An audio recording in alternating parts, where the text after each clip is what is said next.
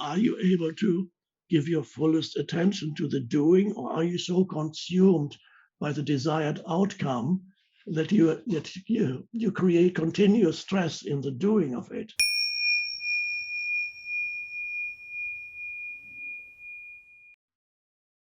And here we come to a new word that we need to. Okay.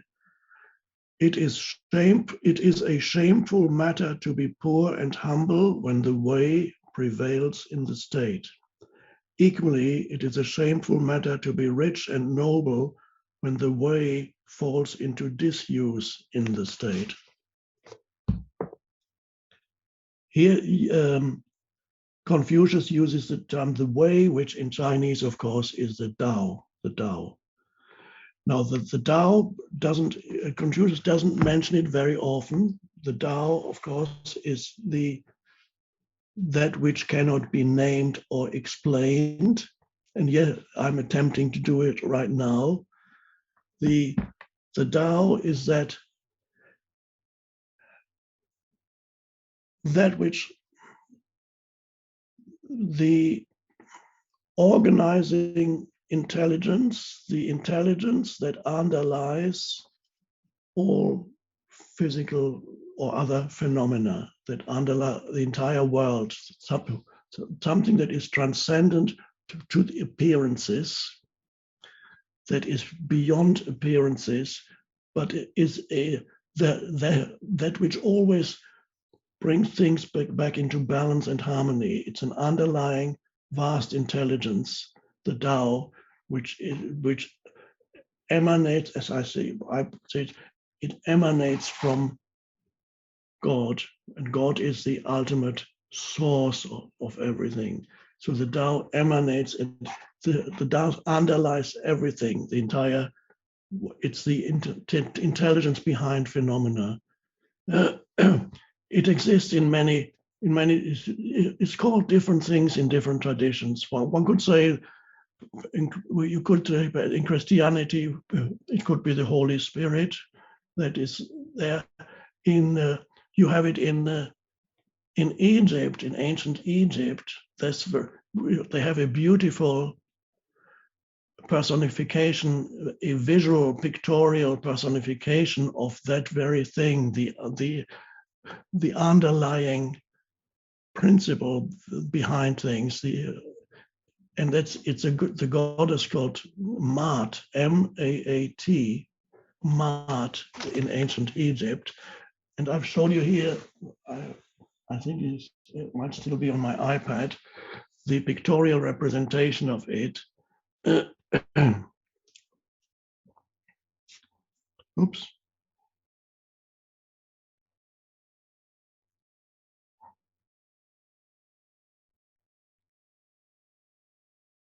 Oh, technology is very difficult.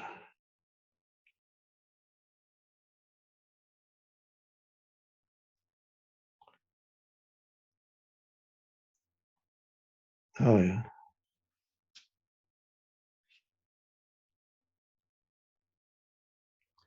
This is Maat, the wings, vast wings that enfold the entire world.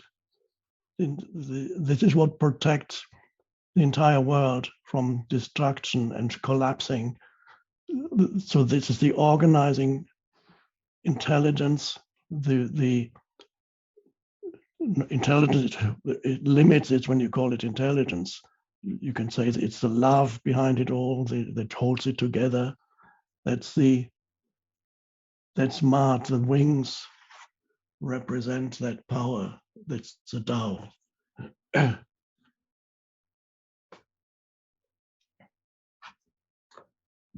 now he is talking about a country or a state. It is a shameful matter to be poor and humble when the way prevails in the state. The whale is the Tao. When a state, humans are relatively speaking in alignment with the underlying harmony of it all, then things go well. And then he says it's to be poor and humble when there's connected, when you are in an environment where the Tao is recognized and humans live in accordance as much as possible in accordance with that underlying harmony, then why be poor? Then you should thrive. But it is a shameful matter if you are rich and noble when the way falls into disuse in the state. In other words, when there is corruption and all kinds of destructiveness in the state which you live in. If you are rich and if you are rich and noble in a state that is corrupt, that is shameful. So if you get very successful in a corrupt environment, that must mean you are corrupt too.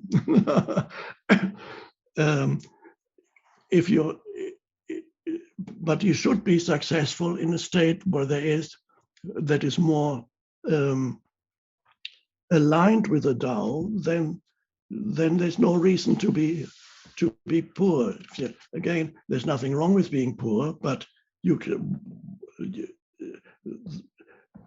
basically he's saying if you're wealthy and powerful in a corrupt country, then that's shameful. If you still remain poor in a country where the collective is aligned, which is very rare, the collective is aligned with the underlying Tao, then you might as well do well. If you're not, I wouldn't totally agree with him. It's shameful not to do well because it may be your choice not to participate too much in the country and just live in your little hut with rice and water. That's fine too. So very often spiritual teachings seem to stress different points according to who he is speaking to at any particular time. So who was asking him this question and who is he speaking to? So you need to take that into account when sometimes certain teachings may seem to be contradictory. Who is the teacher speaking to at that point? We don't know that because all the disciples they wrote down what he said.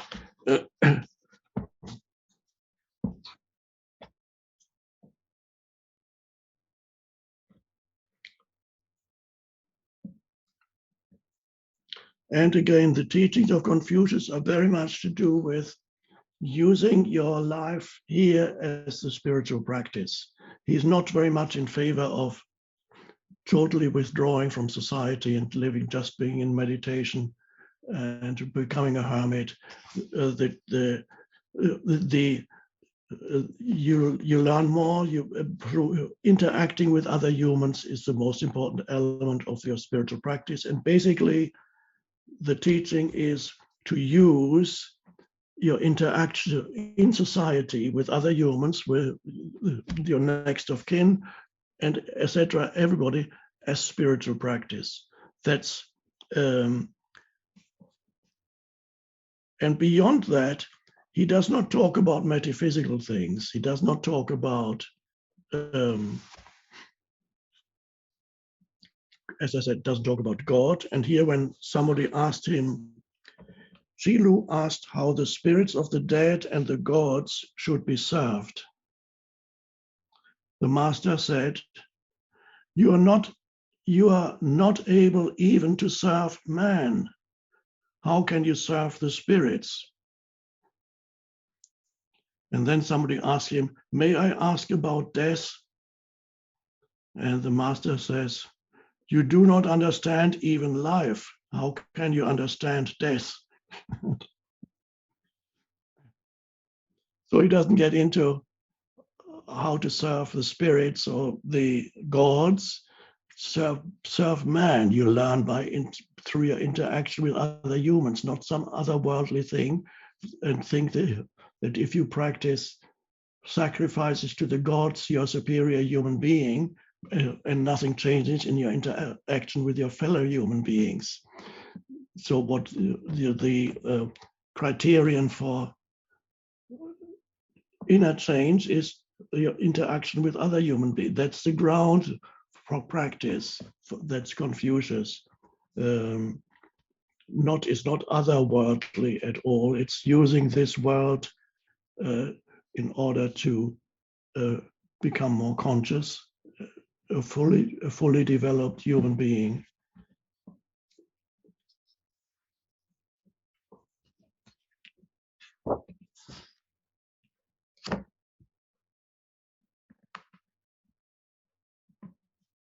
Oh, here.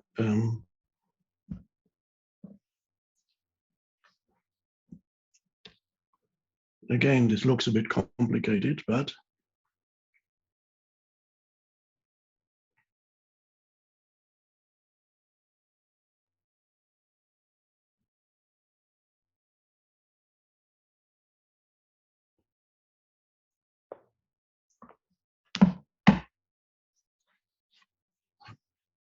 just a second.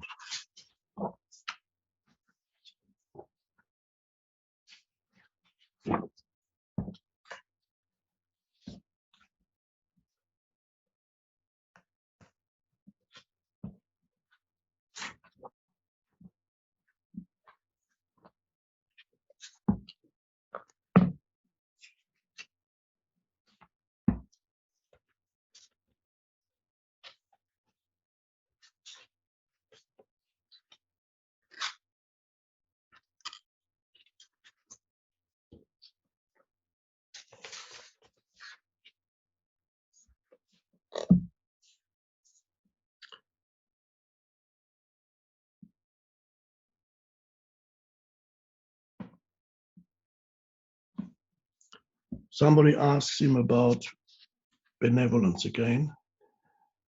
What is benevolence? The master said, love your fellow man. And what about wisdom? What is wisdom? Master said, know your fellow man.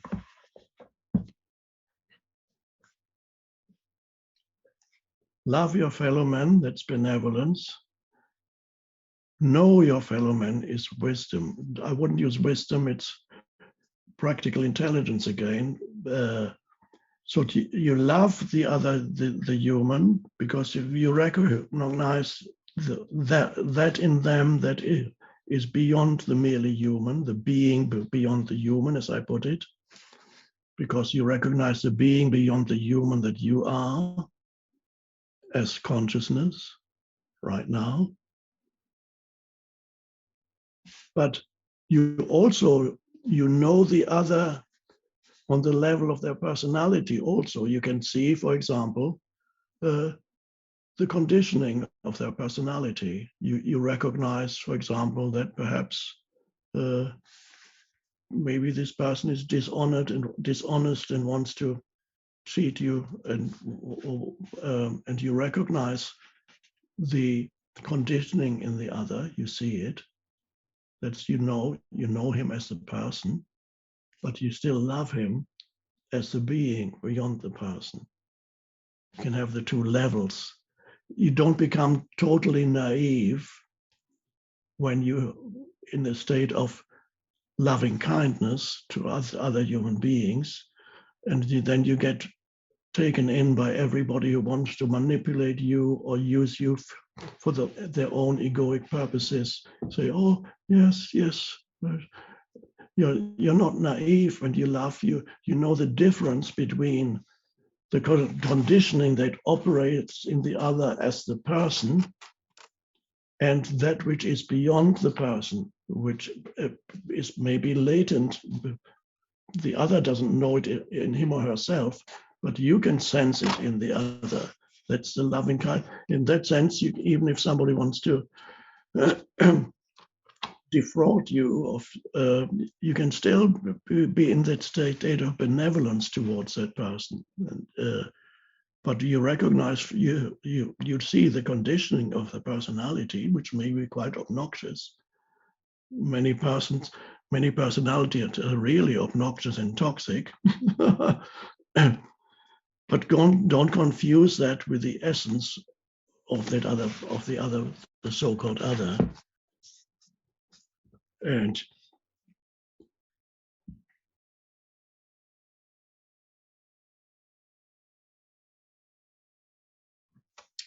Here we have, this looks complicated, but I'll read it. It's not really. Somebody asks him, may I ask about the exaltation of virtue, the reformation of the depraved, and the recognition of misguided judgment? That seems to be a difficult question. So you're asking about three things. He's asking, first of all, the exaltation of virtue. The master said, what a splendid question. To put service before the reward you get for it, is that not exaltation of virtue? He often phrases his teachings as questions, but he means, yes, it is. So to put service before the reward you get for it, is that not exaltation of virtue? So you are virtuous as a human if you put the service before the reward you get for it. Now that's an important principle that is also part of the perennial philosophy. This does not just apply to a particular service you give to another, or it includes that. It means whatever action you perform, not place excessive emphasis on the result that you want to achieve through your action. As it's called in the Bhagavad Gita, the fruit of the action. You perform an action without excessive attachment to the expected outcome. That is what he calls the reward. And that is a conscious action, which implies that you give your fullest attention to the action itself. You do it fully. You focus your attention fully. You are not distracted by what you want to get or achieve through the action. Yes, of course, the action has a purpose. Anything you do has a purpose, and the purpose necessarily is in the future. You want to achieve this or that through what you do. But if there's an excessive emphasis in your mind on the future thing that you want to arrive at or attain, then the action is no longer given fullest attention. In fact, that's where stress and anxiety arise, because your mental focus is on where you want to be already, or the reward you want to achieve through what you are doing. This is the point in the future. This takes attention away from the doing. It diminishes the quality of your action. That's very important when you interact with human beings, and let's say you're a salesperson and you want to sign the deal with other. Now, if you're in your mind, you give undue importance to the result, which is to sign the deal so that you get your commission through the sale. Maybe you're a realtor or whatever, or you're a car salesman or whatever. Then the quality of your interaction with the human diminishes, and the other human actually can feel that unconsciously or consciously, that you are only interested in them as a means to an end, and the end is getting the reward for what we're doing. And because the quality of your interaction diminishes, what the quality means, you're not giving your fullest attention to the other as a human being. The other is only a means towards an end. And the other can sense that he or she is only a means to you, it's only a means towards an end, and you are actually much less likely to get the deal signed because the other does not feel fully recognized. He feels you're only interested in using him or her to arrive at the reward, the fruit of your action. But if the reward is very much secondary, yes, you would like to, let's say your car salesman, you would like to sell this car, it would be nice, but you give your fullest attention to the interaction as you talk to the human being. The fruit is secondary. That means that's a more conscious way of dealing with things. And it doesn't even necessarily imply other human beings. It could just be you're engaged in creating something with your hands or intellectually.